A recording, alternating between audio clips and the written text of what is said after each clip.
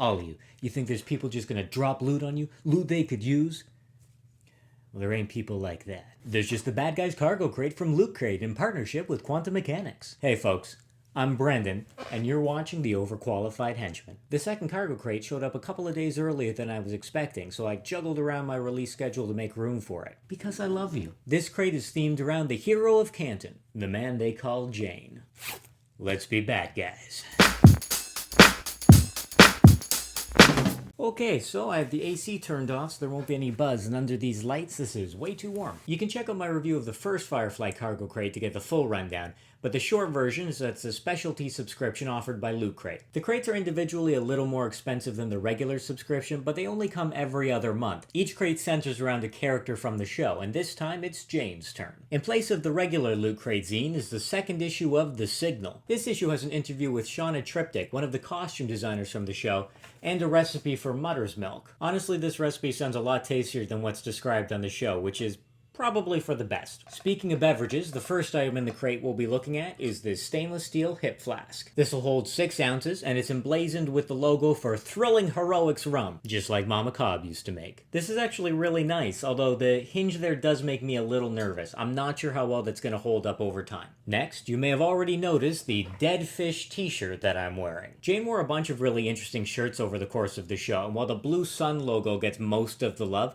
I really like this design. Don't get me wrong, it's a little weird, but I think the dark orange and green really strike a nice balance between muted and interesting. Kaylee's crate had sort of a Persephone sub-theme, and naturally, the location of choice for Jayne's crate was Canton on Higgins Moon. It looks like as the subscription goes on, we are going to be getting different location stickers like this, and I like that this is a very different design from the Persephone sticker. That said, I'm a little bit torn because Canton only gets a little call out down here, while Janestown is written in big letters. Now, Janestown is the name of the episode, which makes this sticker feel a lot less like something you'd find in the verse itself. What feels a lot more like an actual prop, though, is this Jayne Cobb coin. One side shows the likeness of the hero of Canton, while the other shows the creepifying statue, and explains that this coin is worth 1 pint of mother's milk. The mold on the coin is great, and it's got a nice hefty weight to it. It really feels like something you could plunk down on the bar with a satisfying thunk. Another item I'm kind of on the fence about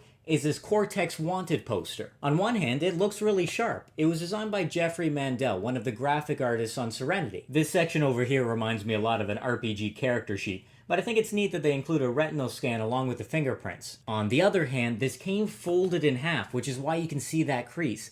And even then, it was too big to sit flat in the bottom of the crate. Considering that this was theoretically made specifically for the crate, that seems sloppy. The bending can probably be flattened out, but that crease makes me a lot less excited to put this up on a wall. And for the price tag attached to the cargo crate, I expect better execution. Now, just like the shiny crate, the Bad Guys crate also comes with a mystery Q-bit figure. You had a 50-50 shot between Shepherd Book or Kaylee. I said this last time too, but this still feels like a bit of a filler item. It's cute, but it's not exclusive, and it doesn't have anything to do with the theme of the crate. Still, it's hard to stay mad at that mustache. Moving right along, we've got the Let's Be Bad Guys crate's pin. This has a nice chunky size, with the catchphrase etched over Jayne's very favorite gun, Vera. I really like the design on this, but the choice to make the tops of those letters brown really makes them fade into the background and the colors of the gun. The colors on the show itself were often washed out and rusty, so that was probably intentional, but this type of pin shouldn't be hard to read.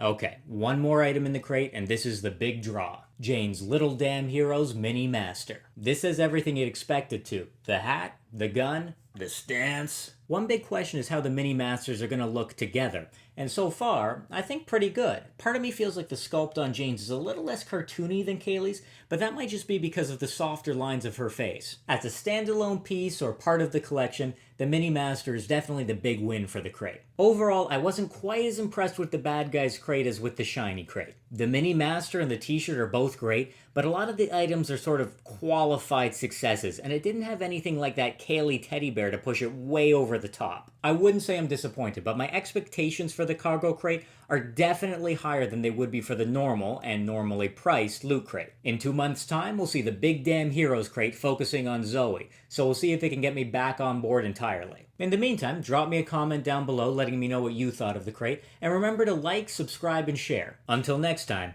Keep on henching. Got an email from Loot Crate letting me know that the Infinity Oven Mitt can't actually stand up to 500 degrees Fahrenheit and they're working on a recall. My irrational fear of baking justified!